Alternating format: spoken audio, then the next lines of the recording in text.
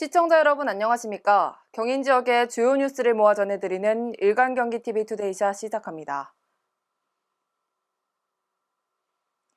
첫 번째 소식입니다. 이재명 경기도지사가 세계지방정부연합과 미얀마의 인권 침해를 규탄하는 공동성명서에 동참했습니다. 이들은 성명서에서 미얀마 군부의 쿠데타 이후 지속적으로 자행된 인권 침해를 규탄하고 탄압과 체포, 살해에 직면한 미얀마 국민과 선출된 대표들에게 깊은 연대를 표명한다고 밝혔습니다. 또 정권에 의해 체포된 민주인사들의 석방과 모든 미얀마 시민의 기본권, 특히 의견과 표현의 자유에 대한 존중을 요구한다고 덧붙였습니다.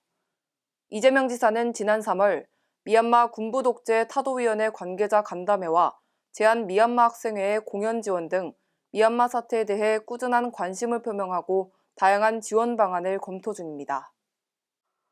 인천 미추홀 시민평가단 서포터즈가 발대식을 열고 활동을 시작했습니다. 미추홀 시민평가단은 주요 상수도 행정평가와 수돗물 안전성 교육 등을 담당하며 대학생 서포터즈는 홍보 콘텐츠 제작과 수돗물 홍보 캠페인을 전개하는 등 수돗물 홍보요원으로 활동하게 됩니다.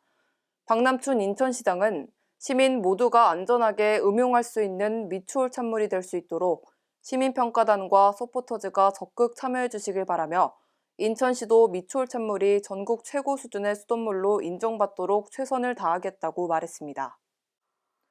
향남 택지지구 개발로 교통체증을 빚고 있는 화성시 향남읍과 오산 버름동을 연결하는 국지도 82호선 확장 사업에 속도가 붙을 전망입니다. 경기도의회 건설교통위원회 오진택 의원과 경제노동위원회 김인순 의원은 국지도 82호선 확장 추경 예산 80억 원이 확정됐다고 밝혔는데요. 이에 따라 올해 확보한 사업비는 최종 120억 원입니다. 오진택 의원과 김인순 의원은 그동안 공사를 원활히 추진하기 위한 추가 예산을 확보하기 위해 전방위적 노력을 펼쳐왔습니다. 오진택 의원은 최근 논란이 되고 있는 지방도로 314호선의 선형 변경 이유에 대해서는 이해가 가지 않는다며 국지도 82호선과 마주치는 버름 사거리 구간이라도 바로잡을 수 있도록 경기도 건설본부에 강력하게 건의하겠다고 의지를 밝혔습니다. 경기도와 양평군이 오는 2023년까지 양평군의 노인복지관을 건립해 노인복지 서비스를 확대하기로 했습니다. 이재명 지사는 정동균 양평군수와 양평군 노인복지관 이전 신축을 위한 업무 협약을 체결했습니다.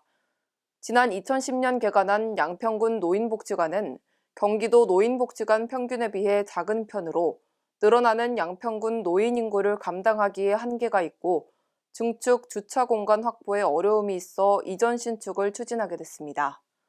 양평군 양평읍 공흥리에 새로 지어지는 노인복지관은 연면적 4,696제곱미터 규모 2023년 5월 준공 예정으로 어르신들의 문화 교육 프로그램 운영과 교류 공간의 장으로 조성됩니다. 기존 매립 장사시설을 현대적 친환경 장사시설로 개선한 안성시 추모공원이 오늘 문을 열었습니다. 안성시 추모공원은 미양면 고지리 일원 16,930제곱미터 부지에 봉암담 8,976기와 잔디장 640기, 수목장 500기 등 총 1,116기의 봉안시설과 자연장지로 이뤄져 있습니다. 개장식에서 김보라 안성시장은 안성시 추모공원은 자연훼손을 최소화하고 토지 이용의 효율을 높인 사례로 이렇게 시설 개선이 가능했던 것은 무엇보다 지역 주민의 동의와 적극적인 협조 덕분이라고 말했습니다. 또 앞으로도 품격 있고 자연 친화적인 장례문화 정착을 위해 지역의 기존 매장시설을 현대적 장사시설로 개선하겠다고 밝혔습니다. 일간경기TV 투데이샷 오늘 준비한 소식은 여기까지입니다. 어린이날과 어버이날, 스승의 날 등 다양한 행사가 가득한 가정의 달 5월이 시작됐습니다. 반짝이는 햇살과 푸른 하늘, 연두빛 나무까지 더해지니 더욱 기분이 좋아지는 것 같은데요. 행복한 날들이 계속해서 이어지길 기대하며 오늘 소식은 여기서 마치겠습니다. 시청해주신 여러분 고맙습니다.